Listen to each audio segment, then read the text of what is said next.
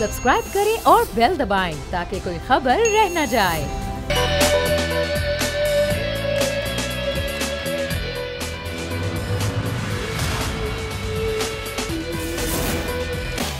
बिस्मिल्लाहिर्रहमानिर्रहीम, अस्सलाम वालेकुम। प्रोग्राम में मैं सुमैया रिजवान आपको खुशामदीद कहती हूँ। नाज़रीन, कैसे हुकूमत के खिलाफ तहरीक अदम एतमाद लेकर आनी है, लॉन्ग मार्च करना है, एहतजाज करना है या फिर धरना देना है, ये तमाम तर सोच विचार आज पीडीएम के इजलास में हो रही है और आज शाम को ये इजलास होगा और इस इजलास में वीडियो लिंक के जरिए मियां मोहम्मद नवाज शरीफ भी शरीक होंगे और दीगर रहनुमा भी शरीक होंगे। किस तरीके से अदम एतमाद लानी है, और ना सिर्फ ये बल्कि अपोजिशन तो ये दावा कर रही है कि हुकूमत के 20 से 22 अरकान असम्बली उनसे राब्ते में है।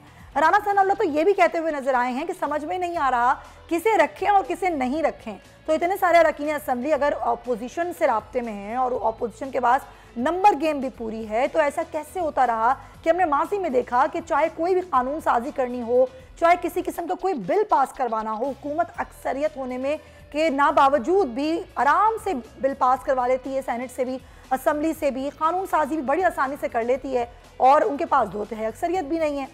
अब दो तिहाई अक्सरियत ना होने के बावजूद अभी तक हुकूमत कहीं भी दबाव में नहीं आई है अपोजिशन के। तो क्या अब अपोजिशन दबाव में ले सकती है या नहीं?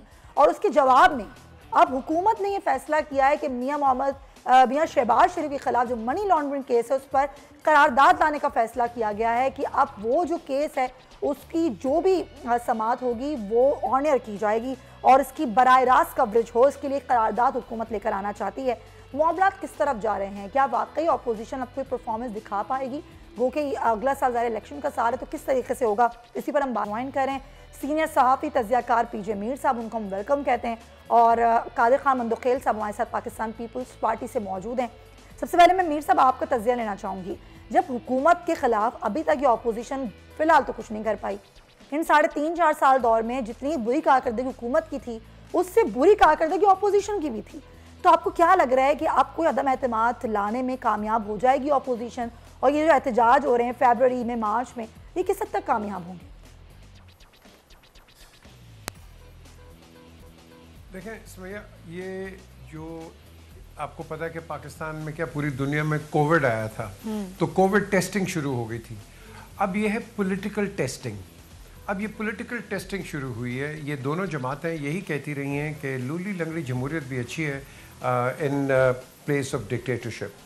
आज ये उसी डेमोक्रेसी को आप कह लो कि डिरेल करने की कोशिश कर रहे हैं, क्योंकि ये जो करेंगे इसका जो आप कहते हैं ना व्हाट गोज अराउंड, ये it will come around, number 1। Number 2, मियां नवाज शरीफ बिल्कुल एड्रेस करेंगे और दूसरे लोग बिल्कुल बात करेंगे, प्रोटेस्ट करेंगे। ये अपोजिशन का हक है और वो जो मर्जी करें, वो एक आप कह लो कि अपना एक ओपिनियन दे सकते हैं। रिस्पॉन्सिबिलिटी गवर्नमेंट की होती है। क्वेश्चन इज, क्या इसके साथ गवर्नमेंट डिरेल हो जाएगी? अगर तो डिरेल होगी तो फिर पाकिस्तान को समझा जाएगा एज अ बनाना रिपब्लिक, कि कोई भी रोड पे आके, whether it is Peoples Party, Muslim League नून या पीटीआई, आप इसको कभी भी आप इसको लपेट सकते हो गवर्नमेंट्स को। So basically I don't think so इस तरह की बात होगी। पहले पीपीपी ने मैं समझता हूँ कि काफ़ी रैश स्टेटमेंट्स थी पॉलिटिकल, लेकिन अब मैं समझता हूँ कि वो एक बड़ी सुलझी हुई पार्टी की एक स्टेटमेंट्स आ रही हैं। PMLN से भी इस तरह ही हो रहा है। सो ग्रेजुअली मैं समझता हूँ ये एक प्रेशर है, ये एक प्रेशर है गवर्नमेंट पे, जो कि होना चाहिए, इसमें कोई गलत बात नहीं है, क्योंकि ये गवर्नमेंट इन वेटिंग होती है। But at the end of the day हमें एक्सट्रीम पॉलिटिक्स नहीं करनी चाहिए, जो कि मैं 10 साल से कह रहा हूँ कि देखो सुमैया, नंबर 1, मैं आके पेट फाड़ दूंगा। आज पेट नहीं, आज आप बटेरे फाड़ रहे बैठ के इकट्ठे। द क्वेश्चन इज कि आप ऐसी एक्सट्रीम स्टेटमेंट्स कभी मत दें, no matter who it is, whether it is PTI, PPP और PMLN, क्योंकि आपने पॉलिटिकल अलायंसेस बनती रहेंगी। अब इन दोनों की अलायंसेस आपने देखा गवर्नमेंट के अंदर, ये दोनों नहीं चल सके, PMLN बाहर आ गई। अब यहाँ अपोजिशन में चल रहे हैं, किसके लिए कॉम्प्रोमाइज हुआ है? जस्ट फॉर PTI, कि वो ये कहते हैं कि बिकॉज ऑब्वियसली इनका एक व्यू है कि जी PTI परफॉर्म नहीं कर रहा है, महंगाई हो गई है, फलाना हो गया। आप करें जो मर्जी, लेकिन सुमैया रिजवान को ये इन्होंने बताना है कि हम कल आएंगे पेट्रोल की प्राइसेस क्या होंगी, एजुकेशन की सिचुएशन क्या होगी, एम्प्लॉयमेंट की सिचुएशन क्या होगी, मार्केट और ये जो माफिया बैठा है इसको किस तरह आप रिजॉल्व करोगे। तो क्वेश्चन इज, हम तो ये चाहते हैं, डू वी केयर के कौन पार में आता है? और फिर वही बात ना कि सियासत में आज के जो दोस्त हैं वो कल दुश्मन होते हैं, और जो कल आपके दुश्मन होते हैं वो फिर आज आपके दोस्त बन जाते हैं। तो कोई भी दिन एक जैसा नहीं होता। बिल्कुल आपने ठीक कहा। जरा मैं पीडीएम के इजलास के बारे से बात कर लूँ, हमारे नुमाइंदे हमारे साथ हैं, फिर जरा डिस्कशन पे भी आते हैं, आरिफ मलिक से जानेंगे। आरिफ, कब ये पीडीएम का इजलास और इसका एजेंडा क्या है बेसिक आज के इजलास का? जी, पीडीएम का जो इजलास है वो तो 6:15 के करीब जो वो शुरू होगा। उसमें पीडीएम की जो तमाम जमातें हैं उनके रहनुमा उसमें शरीक होंगे।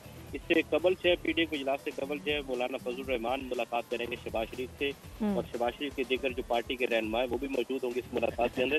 जो आज का एजेंडा है वो एक तो लॉन्ग मार्च है, दूसरा तहरीक अदम एतमाद लानी, और जो इत्तेहादियों के साथ इनकी जो शहबाज शरीफ की मुलाकातें हुई हैं और जो मौलाना फजल रहमान की मुलाकातें हुई हैं उस हवाले से तबादला ख्याल किया जाएगा। और नवाज शरीफ को भी इन मुशावरत में जो शामिल किया जाएगा। और जो सेंट्रल एग्जीक्यूटिव कमेटी की जो इजलास हुआ था PMLN का, उसकी जो तजावीज़ थी वो भी सामने रखी जाएंगी। और जो मुस्लिम लीग नून है वो तहरीक अदम एतमाद के हक में जो शहबाज शरीफ ग्रुप है और शहबाज शरीफ इस पर एग्री भी है, और लेकिन हतमी फैसला जो है वो नवाज शरीफ ने ही करना है।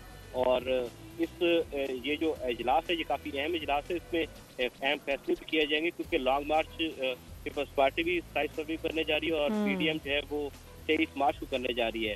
लेकिन इससे पहले क्या तरीके से बात लाई जाए या लॉन्ग मार्च उसके बाद लाई जाए, इस पर आज के इजलास में गौर किया जाएगा। आरिफ मलिक, बहुत शुक्रिया आपका, आगाह कर रहे थे। मंदुखेल साहब, पीपल्स ने अभी एहतजाज शुरू करना है 27 फरवरी से, और फिर अब ये तहरीक अदम एतमाद वाला मामला भी उठ गया है, तो क्या पीपल्स पार्टी तहरीक अदम एतमाद पर साथ देगी दूसरी जमातों का? पहले थोड़ा सा मैं आपका जुमला दुरुस्त करूं। एहतजाज हम 27 फरवरी से नहीं शुरू कर रहे, एहतजाज हम पहले दिन से कर रहे हैं, और सिर्फ दिसंबर के महीने में 10 दिसंबर, 17 दिसंबर, 27 दिसंबर। आवाज आ रही? जी बिल्कुल, अब आ रही है सर, बोलिएगा। 10 दिसंबर, 17 दिसंबर और 27 दिसंबर बीबी शहीद के बरसी के मौके पे हमने जलसे भी किए, एहतजाज भी किए, और मुसलसल हर हफ्ते 10 दिन में कोई ना कोई हमारा गैस सप्लाई के, बिजली की लोड शेडिंग वगैरह कैसे हमारे एहतजाज है। तो ये कहना दुरुस्त नहीं है कि हम 27 से शुरू करें, नंबर 1 बात। नंबर 2 बात आपने की है कि हम अदम एतमाद की तहरीक का साथ देंगे, तो थोड़ा सा याद रखिए पहले दिन पीडीएम बनाने का तजवीज़ भी बिलावल भुट्टो जरदारी साहब का था, और पहले पीडीएम का इजलास हुआ था जहाँ मियां नवाज शरीफ साहब और आसिफ अली जरदारी साहब वीडियो लिंक के जरिए मौजूद थे। उस वक्त मियां नवाज शरीफ साहब ने कहा कि सब लोग इस्तीफे जमा कराए मौलाना फजल रहमान साहब के पास और जाके स्पीकर को दे दे। तो उस वक्त बिलावल भुट्टो जरदारी साहब ने कहा कि मियां साहब आप आ जाए, आपको इस्तीफे देते हैं, आप जाके स्पीकर को दे दें। तो उस बात को करने की बजाय उस सिंध हुकूमत पे मुसलसल वो जरे मैं ज्यादा सख्त बात नहीं करूंगा क्योंकि कहते हैं दोस्त दुश्मन का दुश्मन दोस्त होता है, तो सियासी दुश्मन की बात कर रहा हूँ। तो आजकल हम उसी बात पे आ रहे हैं कि हमने तो पहले दिन से कहा कि ये कठपुतली हुकूमत पंजाब की 7 सीटों पे खड़ी है और वफाक की 4 सीटों पे खड़ी है। अब अगर आप की बात ले ले तो 32 MPA तो जहांगीर तरीन से अपने पहले शो किए, और कितने नाराज है जनूबी पंजाब के आगे पीछे वो एक अलग दास्तान। अब आइए वफाकी हुकूमत का, जो 4 सीटों पे ये हुकूमत बनी थी, 5 सीटों वाली मैंगल साहब की ग्रुप जो है वो पहले अलग हो गई है। उसके बाद काफ लीग का जो आपके सामने है, और आज की बात है इनकी जो इत्यादी है बलूचिस्तान में जो हुकूमत है जिनकी बाप पार्टी का, उन्होंने आज वॉकआउट कर दिया है सेनेट के सेशन से कि हम नहीं साथ दिया आपका, ठीक है। अच्छा, उसके साथ साथ आप उनको भी छोड़िए, MKM वाले तो पता ही नहीं है उनको कब किस वक्त कलवट कर ले, कुछ पता नहीं होता है, उनको जहाँ असरा होता है वही जम मारते हैं। अब आप आइए, और काफली का भी आपके सामने की बात है। काफली भी अब सामने, जहां सेनेट के इलेक्शन हुआ था पंजाब में, उन्होंने इन दोनों पार्टी के बीच में मुक्का कराया। 5 सीटें PTI को मिल गई सेनेट की, 5 मिल गई है मुस्लिम लीग नून को, और कमीशन के तौर पे काफली को भी एक सीट दी थी, जबकि 40 सीटों पे एक सेनेटर निकलता था, उनके पास सिर्फ 10 सीटें है और स्पीकरशिप भी लिया हुआ है वफाकी हुकूमत से। तो मैं इनको भी छोड़िए सब इत्यादि। अब आप आइए खुद PTI के मेंबरान के, आपको याद होगा मैं उस दिन असेंबली में मौजूद था जब नूर आलम खान साहब ने कहा कि ये सामने की जो 3 लाइन है ये अगर ACLPS का नाम डाला जाए तो पाकिस्तान ठीक हो जाएगा। और सामने लाइन में कौन बैठे हैं? इनकी वफाकी वज़रा, इनकी अच्छा, नंबर गेम की तो आप बात करें, नंबर गेम पूरा है, लेकिन कल बिलावल भुट्टो साहब ने कहा कि जी असम्बलियां तोड़ दें, तो असम्बलियां तोड़ दें का उन्होंने मशवरा दिया है इमरान खान को, कहा है कि जी असम्बलियां तोड़ें और आए मैदान में। तो क्या फिर पीपल्स पार्टी पहले असम्बली तोड़ेगी, सेनेट असम्बली वहां से इस्तीफे देगी? नहीं, बिल्कुल आप थोड़ा सा उसको दूसरे पैरा से देख रहे हैं। उन्होंने ये कहा कुछ और मतलब था हमने कुछ और मतलब वही मैं थोड़ा वाजे करना चाह रहा हूँ। अच्छा। वो मतलब ये था कि आपको याद है 2 दिन पहले इनके वजीर इत्तलात ने कहा कि हमने जलसे जुलूसों का हमने तमाम किए, अब इमरान खान साहब भी मैदान में निकलेंगे। तो एक तो पहला सवाल ये है कि किस मुंह से जाएंगे, आवाम को क्या बताएंगे? 3 महीने का कह के 3.5 साल में भी कुछ नहीं कर सका, बल्कि उससे बदतर कर दिया नया पाकिस्तान, पुराने पाकिस्तान को। लेकिन फिर बिलावल भुट्टो साहब ने तो ये कहा कि अगर आप इतनी शौक है कि आवाम में इतनी आपकी पजीराई है, इतने आप शौकीन है, तो आप असम्बली तोड़ के इलेक्शन करा के आपको पता चल जाएगा। और पता क्या लगना था, अभी जो सबसे मजबूत गढ़ है पख्तूनख्वा का, वहां जिसको साउथ पख्तूनख्वा कहते हैं, साउथ पख्तूनख्वा में तो बुरी तरह से हार गए। अब नॉर्थ पख्तूनख्वा जो है ना, वहां मुस्लिम लीग नून पीपल्स पार्टी की स्ट्रेंथ है। सिंध की तो बात ही ना करे, कराची की तो बात ही ना करे, जनूबी पंजाब की तो बात ही न करे, सेंट्रल पंजाब का भी आपके सामने पोजीशन है कि वहाँ मुस्लिम लीग नून की मजबूत पोजीशन है। सवाल ये वो इस वजह से कहा था कि आपको ज्यादा आवाम में जाने का शौक है तो आइए फिर जनरल इलेक्शन की तरफ आए, उस तरह कहा था। अच्छा, ये मतलब था, आपने जरा वाजे कर दिया। ये बता दें ना मंदुखेल साहब, वो मुलाकात का क्या हुआ? मियाँ साहब से जो मुलाकात हुई, जरदारी साहब पहली बार रिहाइशगाह गए शहबाज शरीफ की, क्या तय क्या हुआ था? वो मुलाकात से कुछ निकला या वो मुलाकात सिर्फ दिखाने के लिए थी? देखिए, कोई जरदारी साहब या बिलावल साहब या शहबाज शरीफ साहब पहले नहीं मिल रहे, पहली मरतबा नहीं मिल रहे। असम्बली के फ्लोर पे खुद मैं मौजूद होता हूँ, जहाँ मीडिया आपके ऊपर कतवन का एक बिल आया, तो शहबाज शरीफ साहब, बिलावल साहब और मौलाना असद साहब सब मैंने पैदल आके आपसे एक इज़हार यकजहती का इजहार किया, जो मजदूरों को निकाला गया वहाँ निकाला गया। और आपने देखा है कि अपोजिशन पे जो कॉफी शॉप है, कॉफी लॉबी है, वो एक ही है, तो वहाँ हम हर सेशन में बैठ रहे थे, आपने हर जगह देखा होगा। तो इस मुलाकात को इस तरह बताना कि कोई खुदा न खास्ता हमारी कोई एक दूसरे के खिलाफ फौजें खड़ी है और फिर उसके सरबराह एक दूसरे से मिल रहे हो, भाई असम्बली में रोज मिलते हैं, असम्बली में इकट्ठे हैं। असम्बली में मिलना और घर में जाके मिलना बहुत फर्क होता है मंदुखेल साहब। असम्बली में तो बहुत से लोग मिल रहे होते हैं और वहाँ पर बैठ के चाय कॉफी पी रहे होते हैं, नहीं घर पे जाके किसी की दावत कबूल करना बिल्कुल डिफरेंट चीज होती है। चलें ठीक है, आपका पॉइंट आया, चले आपका पॉइंट आया। एक जो ना उर्दू से ही करे, अपने आप कराची वाली है, उर्दू से ही करे। किसी के घर जाना, किसी की दावत कबूल करनी, ये दोनों अलग चीज है। नहीं तो वो दावत कबूल नहीं की थी, बस सिर्फ घर गए थे। जुमला सही कर दे, उर्दू आपकी कराची वाली की उर्दू होनी चाहिए। नहीं, मेरी उर्दू में क्या गलत है? आपको क्या गलत लगा? गलत ये है कि आपने एक ही 2 जुमले में, यानी एक ही बात जो है ना वो 2 जुमलों में कह दी है, दावत की और कबूल कर। भाई जब अगले ने दावत दी है, हमने कबूल की है। अब अगर मैं मीर साहब को दावत दूं या मीर साहब मुझे दावत दिए तो मैं नहीं जाऊंगा, जरूर जाऊंगा। इस तरह एक दूसरे से मिलते हैं, दावत देते हैं। लेकिन दूसरा जुमला आपका सही नहीं है कि घर जाके, वो घर जाके नहीं गए, हमने दावत कबूल हो गए। हाँ, तो दावत कबूल करके तो घर जाते ना सर, और कैसे जाते हैं? चले ठीक है, आपका पॉइंट मैं उसका एहतराम करती हूँ आपकी बात का, हालांकि मेरे जुमले में कोई ऐसी चीज़ थी नहीं। अच्छा मीर साहब, अब ये शहबाज शरीफ के खिलाफ जो हुकूमत कह रही है हम करारदाद लेके आएंगे, मनी लॉन्ड्रिंग केस है, उसको बराह रास्त उसकी कवरेज की जाए, इसको आप कैसे देख रहे हैं? देखिए सुमैया, ये एक आप कह लो एक एडॉक और एक टेम्पररी इक़दामात हैं। मेन जो राइवल्स हैं पाकिस्तान के अंदर, 2 major political parties, Peoples Party and PMLN, ये 2 राइवल्स हैं आपस में। ये अब इकट्ठे हो गए, बड़ी अच्छी बात है। किसके लिए? PTI के खिलाफ। वो तो कह रहे हैं हमारी कोई फौजें नहीं खड़ी, हम मिल लिए तो क्या हुआ? ये 2 राइवल्स बिल्कुल सही बात है, कोई हर्ज नहीं, मिले, लेकिन राइवलरी इनकी नहीं जाएगी। याद रखें आप, ये जो मर्जी आप कर लें, वेदर पीपल्स पार्टी आती है पार में या कोलिशन में आती है, PMLN बाहर है या PMLN आती है कोलिशन में, PPP बाहर है, ये राइवलरी रहेगी। आप इसको नोट कर लें, मेरे सेंटेंस को, ये रहेगी। ये तो आज एक कन्वीनियंस है, बिकॉज ऑब्वियसली सारे जो मेजर पॉलिटिकल पार्टी होल्डर्स हैं, मैंने तो हमेशा कहा है Peoples Party was the only national party of Pakistan.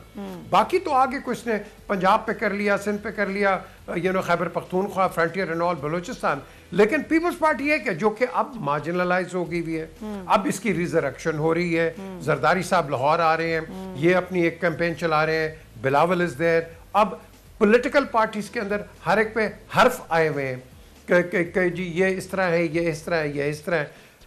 इनका एक जो बोनस पॉइंट है कि बिलावल, जरदारी, भुट्टो के ऊपर कोई टैग नहीं है, ये कोई बैगेज उठा कर नहीं चल रहा, ये बिल्कुल क्लीन है। इन कंपैरिजन आप इसको भी ले लो, आप मरियम नवाज को भी ले लो, ऐसा कोई बैगेज नहीं है कि जिस पे आप कहोगे कि भाई इस पे टेंट और पेंट है। वो तो पॉलिटिकल आप कह लो, इस पे चीजें आई हुई हैं। But the question here arises कि व्हाट नेक्स्ट? आप पीटीआई को उड़ा के आप क्या प्रेजेंट करोगे, आप क्या दोगे? सो ये हमारा बहुत बड़ा डिलेमा है। क्या एक नई इकोनॉमिक पॉलिसी आ जाएगी, नई फॉरेन पॉलिसी आ जाएगी?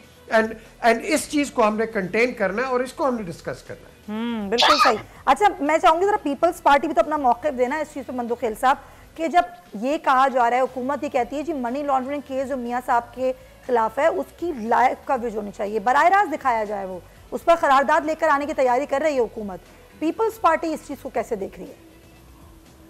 देखिए सुमैया, क्या ये फजूल बातों के लिए पाकिस्तानी अवामी को किया?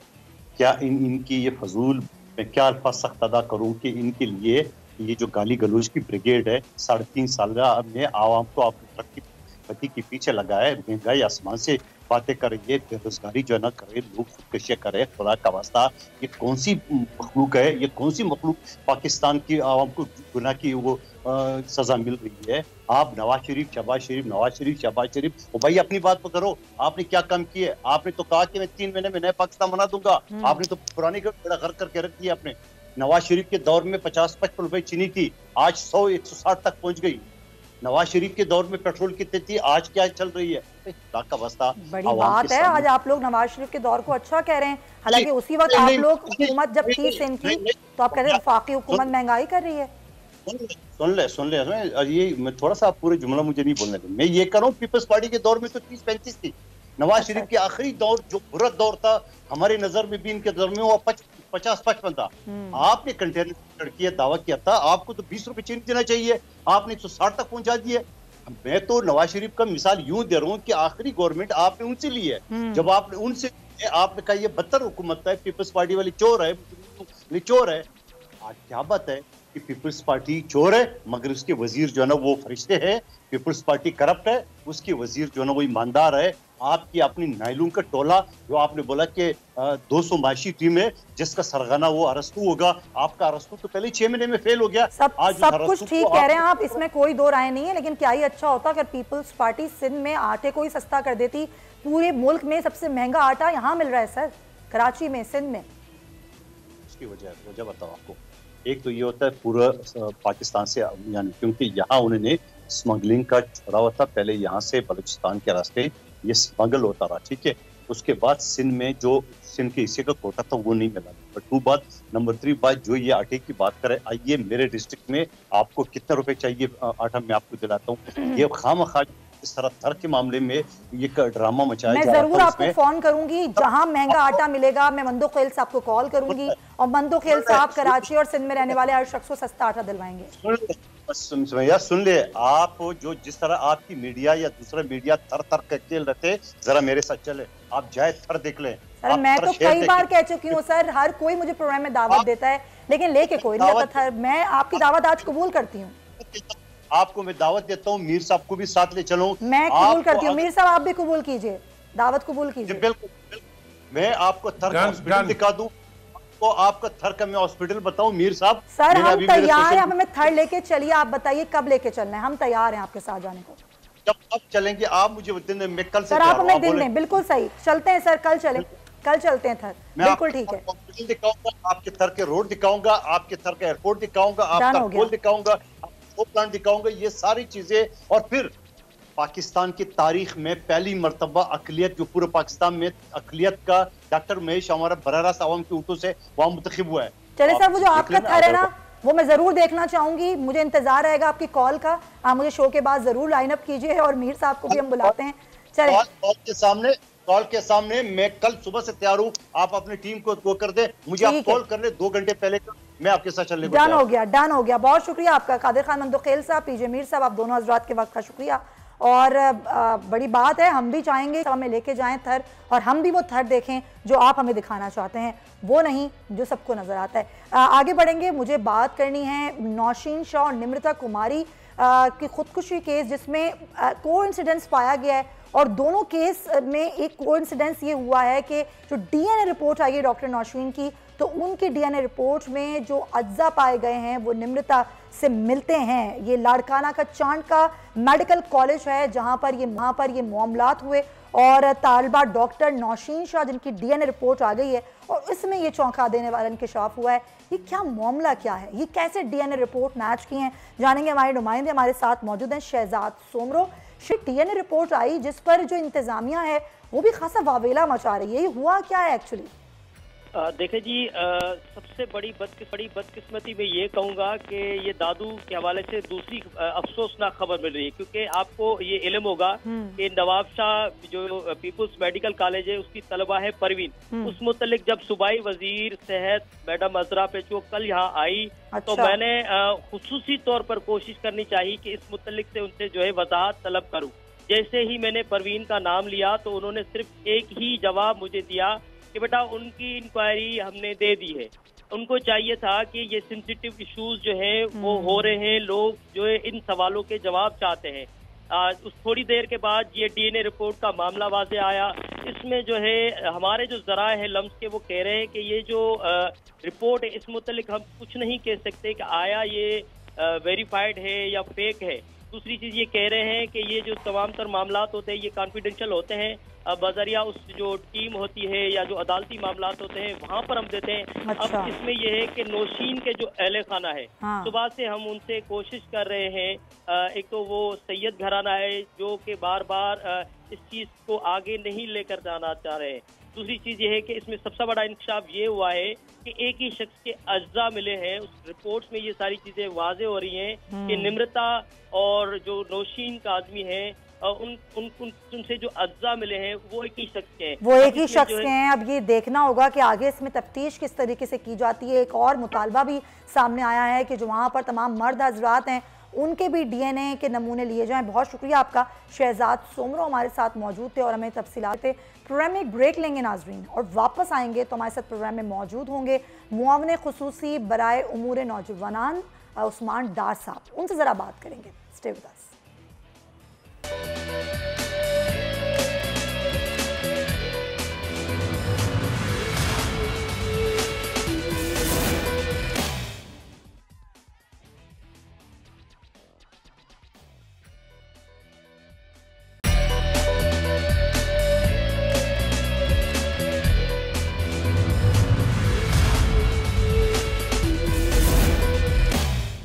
वेलकम बैक नाजरीन। हमारे मुल्क की तकरीबन 60% से ज़्यादा आबादी नौजवानों पर मुश्तमिल है, और नौजवानों को रोज़गार फराहम करना, उनको अच्छी तालीम की सहूलत फराहम करना ज़ाहिर रियासत की जिम्मेदारी होती है। और उस हुकूमत ने यानी कि पाकिस्तान तहरीक इंसाफ की हुकूमत ने यह बीड़ा उठाया और नौजवानों को ना सिर्फ अच्छी तालीम का हुसूल बल्कि उनको कारोबार शुरू करने के लिए और रोज़गार फराहम करने के लिए आसान इक़्तिसाद पर कर्ज़े फराहम करने का एक मनसूबा भी शुरू किया गया है। क्योंकि आपको मालूम है नाजरीन के सरकारी नौकरियां हुकूमत कई बार कह चुकी है कि इतनी बड़ी तादाद में हम पैदा नहीं कर सकते हैं, इसलिए हम चाहते हैं कि जो नौजवान हैं वो अपना कारोबार शुरू करें, और हर शख्स चाहता है कि उसका अपना काम हो, उसके लिए पैसा जो है वो हुकूमत दे रही है। इसी पर हम बात करेंगे। बहुत बड़ा एक प्लान है कामयाब नौजवान प्रोग्राम, और वो किस तरीके से आगे बढ़ रहा है, और ख़ास तौर पे आज कराची की सूरत हाल पे बात करें। कराची में इस प्रोग्राम के तहत किस तरह से कर्जे नौजवानों को दिए जा रहे हैं, इन तमाम तर मामलात पर बात करने के लिए हमारे साथ मौजूद हैं वज़ीर आज़म के मुआवने खुसूसी बराए उमूर नौजवान उस्मान डार साहब। उस्मान साहब अस्सलाम वालेकुम, बहुत शुक्रिया आपके वक्त का। वालेकुम सलाम, बहुत शुक्रिया Sumaiya, thank you so much. अच्छा उस्मान साहब, ज़रा ये बताइएगा कि ये जो कामयाब जवान प्रोग्राम है तकरीबन ये अक्टूबर 2019 में स्टार्ट हुआ था गालिबन, तो अब तक अगर हम देखें 2.5-3 सालों में इसका सक्सेस रेशो क्या है? देखें 2019 अक्टूबर में जैसे आपने कहा स्टार्ट हुआ, लेकिन जैसे ही इसका टाइम लोन डिस्बर्समेंट का 3 माह के बाद आया और तकरीबन फरवरी 2020 में आपको याद दिलाना चाहता हूँ पूरी दुनिया कोरोना पेंडेमिक की लपेट में थी, तो हमें 2020 में मौका ही नहीं मिला कि हम तेज़ी के साथ लोन्स पे और लोगों के कारोबार शुरू करवाने में काम कर पाते। नौजवानों के जो बिज़नेस लोन अप्रूव भी किए गए थे वो भी बैंक डिस्पर्स ना कर सके, ना कोई कारोबार शुरू हो सका, लॉकडाउन का सामना था और जिस तरह हर तरफ ये एक मुआशी बदहाली पूरी दुनिया में एक ऐसा सिलसिला चल पड़ा। तो मुझे ये दिली खुशी है 2021 में हमने तकरीबन 27 से 28 अरब रुपए तकसीम किए एक साल में। अब तक मजमूई तौर पर जो 100 अरब रुपए प्राइम मिनिस्टर इमरान खान साहब ने रखे थे नौजवानों को कारोबार शुरू करने के लिए, क्योंकि हम चाहते हैं कि नौजवान नौकरियां देने वाले बने, जहां वो कारोबार से अपने लिए तो रोज़गार पैदा करेंगे ही, दूसरे नौजवानों के लिए वो रोज़गार देने का एक सिलसिला और ज़रिया भी बनेंगे। तो 100 अरब में अब तक हम 33 अरब रुपए पूरे पाकिस्तान में तकसीम कर चुके हैं और तकरीबन 40 अरब रुपए मंजूर हो चुके थे, जिसमें से 33 अरब हम तकसीम कर चुके हैं। अब इस 33 अरब से आप कह सकते हैं तकरीबन 25,000 के करीब कारोबार पूरे पाकिस्तान में शुरू हो चुके हैं और पाकिस्तान का कोई ऐसा डिस्ट्रिक्ट नहीं है जहां आज कामयाब जवान प्रोग्राम के वसीले से कामयाब जवान अपना कामयाबी से कारोबार ना कर रहा हो, रोज़गार उसने अल्हम्दुलिल्लाह पैदा किया है। हमने ये डाटा सारा पब्लिक किया है। कामयाब जवान .gov.pk पे आप जाएं, आपको सारी तफसीलात मिलेंगी, कितने कर्जे दिए, किस सूबे को कितना पैसा दिया, किस डिस्ट्रिक्ट में कितने पैसे तकसीम किए, तहसील की सतह तक हमारा डाटा मौजूद है। कोई भी देखना चाहता है। इसकी ट्रांसपेरेंसी को यकीन बनाने के लिए हमने डे 1 से कामयाब जवान डिजिटल प्लेटफॉर्म दिया पाकिस्तान के नौजवानों को, जो भी कामयाब जवान प्रोग्राम का हिस्सा बनना चाहता है। और अब तक इन 33 बिलियन से जो तकरीबन जैसे मैंने आपको कहा 25,000 कारोबार लगाए गए, मुझे ये भी दिली खुशी है 50,000 लोगों को बराए रास्त नौकरियाँ मिली हैं। ठीक है। अच्छा, एक इल्ज़ाम ये लगता है आप उस्मान साहब के ज़्यादा जो हिस्सा दिया गया वो 70% पंजाब में दिया गया, क्योंकि पंजाब से वोट लेना है। तकरीबन 11 अरब 28 करोड़ सिंध के लिए 33 करोड़ दिए गए, केपी के लिए 1 अरब, जीबी के लिए 2 करोड़ और बलूचिस्तान के लिए 11 करोड़। क्या ये फिगर सही हैं? और अगर सही हैं तो क्या ज़्यादा हिस्सा पंजाब को ही दिया जा रहा है? देखें, पहले तो मैं समझता हूँ कि हमें नौजवानों पे सियासत नहीं करनी चाहिए। हमारे टोटल अभी तक 6 इनिशिएटिव हैं, जिसमें से एक कामयाब जवान बिज़नेस लोन है। उसमें से जो 33 अरब तकसीम किए गए हैं, इसमें कोई शक व शुबा नहीं पंजाब को ज़्यादा शेयर मिला। अगर आप NFC अवार्ड भी देखें पॉपुलेशन के सिलसिले में, तो उसमें भी पंजाब सबसे आगे है। पंजाब की आबादी ज़्यादा है, तकरीबन 8 से 9 लाख एप्लीकेशंस हमें पंजाब से मिली थी, वेयर एज़ हमें सिंध से उस मुकाबले में या KP से कम एप्लीकेशंस मिली थी। तो इस वजह से आबादी के तनासब से एप्लीकेशन की रेशो से पंजाब को ज़्यादा कर्ज़े मिले। लेकिन दूसरी तरफ सिंध दूसरे नंबर पे है। अगर हम कामयाब जवान प्रोग्राम सियासी बुनियादों पे चला रहे होते तो सुमैया कामयाब जवान स्किल्स फॉर ऑल, जिसमें 10 अरब रुपए प्राइम मिनिस्टर इमरान खान ने दिए हैं, हाई एंड स्किल स्कॉलरशिप्स दे रहे हैं, कन्वेंशनल ट्रेनिंग्स दे रहे हैं, सिंध नंबर 1 पे है। सिंध लीड कर रहा है कामयाब जवान स्किल्स फॉर ऑल, जो सेकंड इनिशिएटिव है, और दूसरे नंबर पे है लोन्स वाले में। सिंध में हमारी हुकूमत नहीं है, बराए रास्त सिंध की तमीर व तरक्की सूबे की जिम्मेदारी है। 18वीं तरमीम के बाद youth ministry, sports ministry devolve subject होने की वजह से सूबों की जिम्मेदारी है। और मुझे ये भी खुशी है और मैं बोल चैनल से सिंध के नौजवानों को बताना चाहता हूँ कि वफाक अपनी ज़िम्मेदारी पूरी कर रहा है, प्राइम मिनिस्टर इमरान खान अपनी ज़िम्मेदारी पूरे कर रहे हैं और वो सिंध के नौजवानों को कर्जे भी दे रहे हैं, स्किल्स भी दे रहे हैं, कामयाब जवान स्पोर्ट्स ड्राइव का हिस्सा बना रहे हैं, इनोवेशन लीग का हिस्सा बना रहे हैं, ग्रीन यूथ मूवमेंट का हिस्सा बना रहे हैं, नेशनल यूथ कार्ड देने जा रहे हैं। कामयाब जवान के जो जॉब फेयर स्पॉट हायरिंग के लिए लग रहे हैं वो सिंध में किए जा रहे हैं। सिंध के लाखों करोड़ों नौजवानों को ज़िंदगी के मैदान में आगे बढ़ने के लिए मेरे लीडर, मेरे प्राइम मिनिस्टर, आपके प्राइम मिनिस्टर सुमैया भरपूर मौका दे रहे हैं सिंध के नौजवानों को कामयाब जवान के प्लेटफॉर्म से। मैं बोल न्यूज़ से ही सवाल उठाता हूँ और मैं उम्मीद करता हूँ कि मेरा ये सवाल चीफ मिनिस्टर मुराद अली शाह साहब तक पहुँचाया जाएगा कि अब तक गुज़श्ता 13 सालों में उन्होंने सिंध के लाखों करोड़ों नौजवानों के लिए क्या किया है। मुझे उन्हें कहना पड़ रहा है कि फुल टाइम यूथ मिनिस्टर नहीं है सिंध में। अच्छा उस्मान साहब, क्योंकि ज़ाहिर है आप कराची में मौजूद हैं कई दिनों से, मेरा ताल्लुक भी कराची से है। यहाँ पर नौजवान ये सोच रहे हैं और ये परेशान है, उनके जहनों में ये सवाल है कि ये कर्जा या ये कारोबार करने के लिए जो भी हुकूमत हमें आसानियाँ फराम करिए, कैसे हम करें, क्या तरीक़ेकार है। और ख़ास तौर पर अगर हम सिंध की बात करें, देहातों की बात करें, तो वहाँ तो इतनी अवेयरनेस ही नहीं है कि अगर आपने ऑनलाइन फॉर्म फिल करना है तो वो कैसे किया जाएगा, और फिर आप लोग डाटा किस तरह मुरतब कर रहे हैं। देखें, एक तो जो भी नौजवान मुझे सुन रहे हैं, आप कामयाबजवान.gov.pk पे जाएं। आपको सारे जो कंपोनेंट्स हैं कामयाब जवान के, जितने भी इनिशिएटिव्स हैं, जितने भी प्रोग्राम हैं, उन सब की डिटेल्स मिलेगी, टेस्टिमोनियल्स मिलेंगे और बाकायदा हमने ट्यूटोरियल्स भी बनाए हैं कि आपने फॉर्म कैसे फ़िल करना है, किस इनिशिएटिव का कैसे हिस्सा बनना है। 3 टियर्स हैं, 1 लाख से 10 लाख 3% एडमिनिस्ट्रेटिव कॉस्ट के साथ आपको बग़ैर कोलेटरल सिक्योरिटी के कर्ज दे रहे हैं। 10 लाख से 1 करोड़ तक 4% एडमिनिस्ट्रेटिव कॉस्ट के साथ कोलेटरल के साथ आपको 1 करोड़ दे रहे हैं, 1 करोड़ से 2.5 करोड़ दे रहे हैं।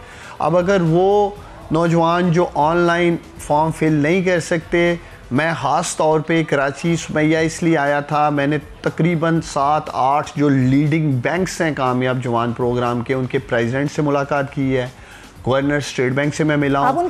इस प्रोग्राम में लोन को फास्ट ट्रैक करने के लिए तेज़ी से लोन डिस्पर्स किया जाए, उस सिलसिले में मेरी मुलाकातें हुई हैं। जो हर्डल्स थी इस प्रोग्राम में, नौजवानों की राह में रुकावटें थी लोन हासिल करने में, उनको दूर करने की कोशिश की गई है। और मैंने प्रेसिडेंट्स जितने भी हमारे बैंक्स के हैं उनसे रिक्वेस्ट की है कि वो हमें कम अज़ कम भी हर डिस्ट्रिक्ट में एक ब्रांच ज़रूर ऐसी दें ग्राउंड पे, अगर किसी नौजवान को किसी किस्म की मुश्किल आ रही है तो वो उस ब्रांच में जा सके। वो ब्रांच की लिस्ट हम कोशिश करेंगे बहुत जल्द bank wise through media, social media और दीगर जो हमारे पास डोमेन्स हैं नौजवानों के साथ कम्युनिकेशन करने के, उनसे इंशाल्लाह ताला इन्हें देंगे। हम कमिटेड हैं, टीम कामयाब जवान, हम पूरी टीम कराची में आए हैं, मैं अकेला नहीं आया हूँ। पिछले 1 वीक से हम यहाँ हैं और कल इंशाल्लाह ताला गवर्नर हाउस कराची में हम एक 33 अरब की केक कटिंग सेरेमनी करने जा रहे हैं, जिसमें गवर्नर सिंध होंगे, जिसमें फिनेंस मिनिस्टर शौकत तरीन साहब होंगे, गवर्नर स्टेट बैंक और बाकी मानदा बैंक्स की प्रेसिडेंट और उनकी टीम होगी। और ये वाहिद प्रोग्राम है पाकिस्तान के 72-74 साल तारीख़ में जो कि सरकारी तौर पे लॉन्च किया गया, और इतनी बड़ी पजीराई, इतना ज़्यादा सपोर्ट प्राइवेट सेक्टर के बैंक्स ने किया। और उसकी बुनियादी एक ही वजह थी कि नो पॉलिटिकल इंटरफेरेंस, कोई सियासी मुदाखलत नहीं है, कोई हैंड पिक लोगों को नहीं नवाजा जा रहा, किसी उस्मान डार के रिश्तेदार को लोन नहीं दिया जा रहा, वज़ीर, मशीर, MNA, MPA, मिनिस्टर्स, बासर शख्सियात किसी के रिश्तेदारों को नहीं नवाज रहे। प्योरली वो नौजवान जो कॉम्पिटेंट हैं, जिनके पास बिज़नेस स्किल है, जो बिज़नेस प्रोफाइल और बिज़नेस विजिबिलिटी लेकर बैंक्स में आए हैं, वो कामयाब हो रहे हैं। मैं पाकिस्तान के नौजवानों को यकीन दिलाता हूँ, पहला 1 साल कामयाब जवान का मुश्किल ज़रूर था, कोरोना पेंडेमिक था, डिजिटल सिस्टम था, पाकिस्तान के बैंक्स यूज़ टू नहीं थे। आज अल्हम्दुलिल्लाह पाकिस्तान के बैंक हर माह 3 से 4 अरब रुपए तकसीम कर रहे हैं, जिससे 2-2.5 हज़ार कारोबार हर माह लग रहे हैं और 4 से 5 हज़ार नौकरियां कामयाब जवान पैदा कर रहे हैं। और जैसे मैंने आपको कहा, अगले चंद माह में पूरे स्टैटिस्टिक मीडिया के सामने रखेंगे और ये साबित करेंगे कि कामयाब जवान इस वक्त पाकिस्तान में जॉब क्रिएशन का सबसे बड़ा इंजन बन चुका है। अच्छा, आपके मुताबिक कराची में तकरीबन 3 अरब से ज़ायद के कर्जे जो हैं वो तकसीम किए गए, फराम किए गए, किस इलाके में सबसे ज़्यादा कर्जे दिए गए, जो डाटा जो था वो किस तरह मुरतब किया गया? और जिस तरह भी आपने कहा कि कोई सिफारिश नहीं है, कोई पॉलिटिकल इन्फ्लुएंस नहीं है, तो यानी कि एक आम नौजवान जो कर्ज हासिल करना चाहता है उसको किसी किस्म की किसी सिफारिश की ज़रूरत नहीं है। देखिए, मजमूई तौर पर 8 अरब रुपए सिंध में मंजूर हो चुके हैं और 5 अरब उसमें से तकसीम हो चुके हैं, जिससे तकरीबन 3 से 3.5 हज़ार नौजवान या ख़ानदान आप कह सकते हैं सिंध में भरपूर कारोबार कर रहे हैं। उस 5 अरब में से 3 अरब रुपए कराची डिवीज़न में तकसीम किए गए। अब कराची के जो 6 से 7 अजला हैं, अगर कराची ईस्ट की बात करें वहाँ तकरीबन 50 करोड़ तकसीम किए गए, कराची साउथ में 40 करोड़ तकसीम किए गए, कुरंगी इंडस्ट्रियल एरिया जो है उसमें 30 करोड़ तकसीम किए गए। तो 3 अरब रुपए जो कराची के मुख्तलिफ डिस्ट्रिक्ट्स में तकसीम किए गए, वो डिस्ट्रीब्यूशन सेरेमनीज़ हम पिछले 4-5 दिन से गवर्नर सिंध इमरान इस्माइल साहब के साथ और हमारी जो MNAs हैं, MPAs हैं, जो इनके हलके के लोग हैं, उनके साथ हम प्रोग्राम्स कर रहे हैं। कल हम कराची ईस्ट थे, तकरीबन 15 करोड़ रुपए के चेक्स तकसीम किए गए। उससे एक रोज़ कबल हम कुरंगी इंडस्ट्रियल एरिया में गए, वहाँ हमने कोई 30 करोड़ रुपए तकसीम किए और वहाँ मौजूद हमारे पार्लियामेंटेरियंस, हमारे MNAs, अवाम में उनके हलके के लोगों को कर्ज मिला, लोन से उन्होंने कारोबार शुरू किया, उनकी मदाखलत नहीं थी, उनको पता नहीं था, वो पहली दफ़ा उन इवेंट्स में मिल रहे हैं, चेक तकसीम कर रहे हैं। इससे ज़्यादा ट्रांसपेरेंट प्रोग्राम क्या हो सकता है कि मेरे सियालकोट में जहाँ से मेरा ताल्लुक़ है 100-200 सैकड़ों लोगों को लोन मिलता है उस्मान डार की सिफारिश के बगैर, और उस्मान डार का उन्हें पता ही नहीं है। अच्छा उस्मान साहब, IT इंडस्ट्री का आपने जिक्र किया, अगर मैं इंडिया की बात करूं तो इंडिया की जो IT कंपनीज हैं वो हर साल 3 अरब रुपए कमा के दे रही हैं। हमारी IT इंडस्ट्री की सक्सेस स्टोरी क्या है? देखिए, इंडिया की हम बार बार बात करते हैं, लेकिन हमारा मीडिया या हम लोग ये बात नहीं करते कि इंडिया ने IT सेक्टर पे 1990s में काम किया। इंडिया ने 3 दहाइयाँ पहले, 3 decades before they started working on IT sector. आज हम 2 साल, 2.5 साल, 3 साल प्राइम मिनिस्टर इमरान खान को हुकूमत में आए, आप देख लें $4 बिलियन पे तकरीबन 100% जंप पे हम ले गए हैं। जब वक्त था पाकिस्तान में IT को फोकस करने का 90s में, वो किया नहीं गया। माजी की हुकूमतों ने कभी IT सेक्टर को तरजीह नहीं दी, बुरी तरह नज़रअंदाज किया। इसी तरह पाकिस्तान के नौजवानों की डेवलपमेंट को नज़रअंदाज किया गया। तो अब हमारी हुकूमत की टॉप प्रायोरिटी में IT सेक्टर, और यही वजह है कि कामयाब जवान प्रोग्राम ने हमने एज जो कि 21 से 45 साल हद रखी गई थी, 18 से 21 साल ख़ास तौर पे IT सेक्टर के नौजवानों के लिए रखी कि 18 साल के नौजवान जो हैं वो IT सेक्टर के इस स्कीम से फ़ायदा उठा सके। और यही वजह है सुमैया, पहली दफ़ा पाकिस्तान की तारीख में 1 लाख रुपए की लागत से कम हाई टैक्स स्कॉलरशिप्स दी जा रही हैं, हज़ारों की तादाद में, लाखों की तादाद में। अभी 60,000 स्कॉलरशिप्स दी हैं, जो 7 फरवरी को हमारी क्लोजिंग डेट थी। हाई एंड स्कॉलरशिप्स जब मैं कह रहा हूँ तो आर्टिफिशियल इंटेलिजेंस की बात कर रहा हूँ, क्लाउड कंप्यूटिंग की बात कर रहा हूँ, big data, cyber security, machine learning, video making और इंटरनेट ऑफ थिंग्स।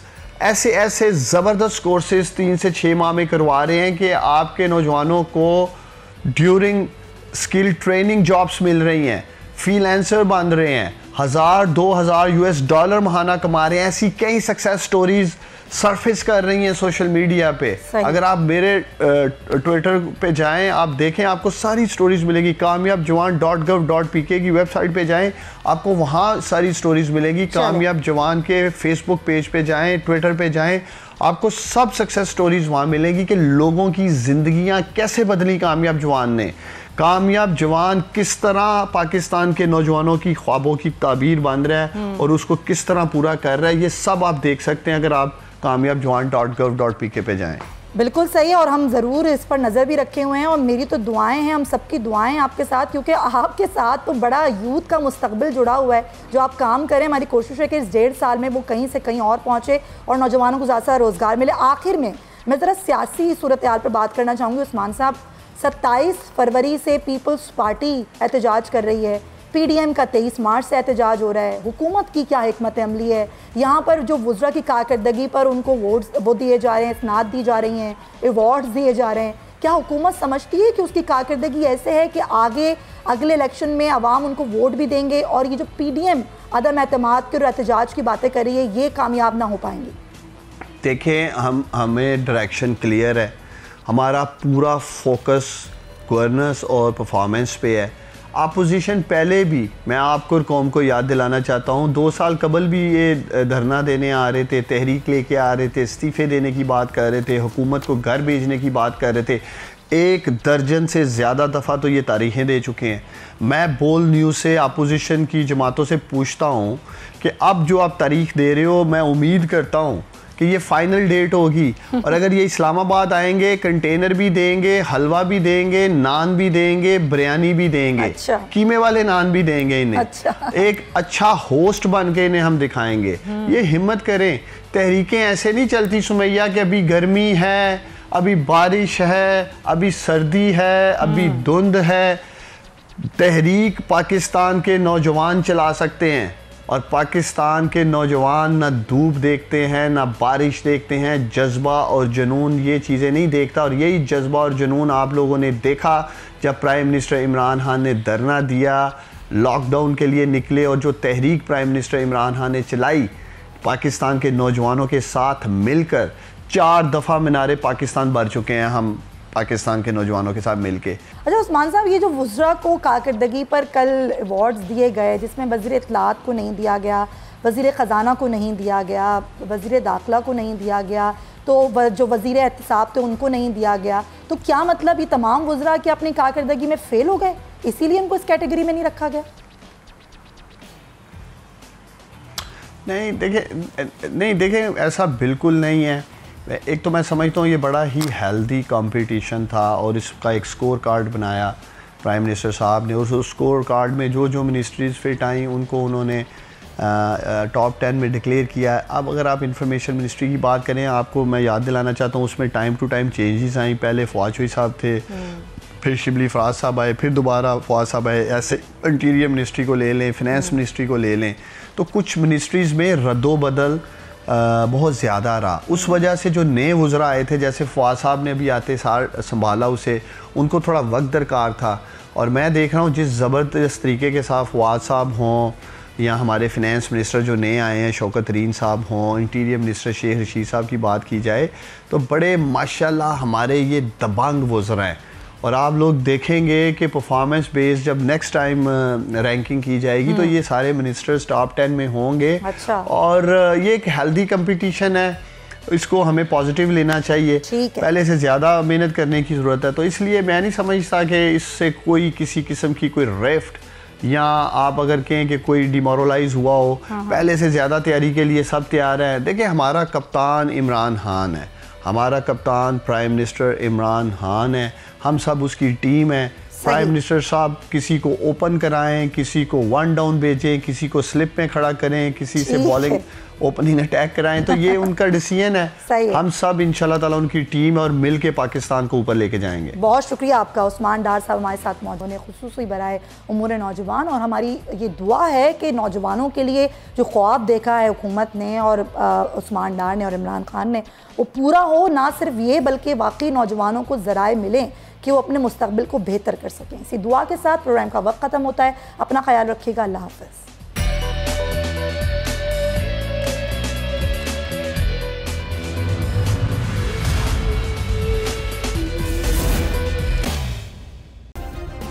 सब्सक्राइब करें और बेल दबाएं ताकि कोई खबर रह न जाए।